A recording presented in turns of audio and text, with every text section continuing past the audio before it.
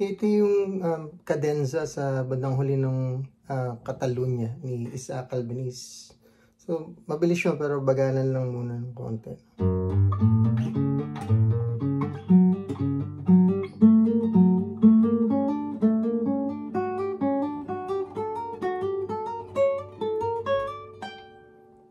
So, kailangan lang kabisaduhin nyo lang yung pattern para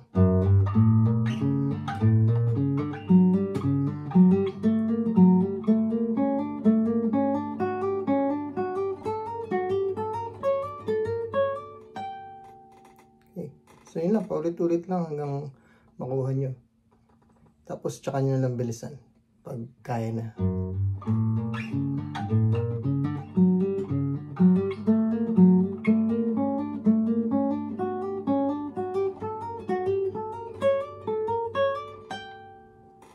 Okay.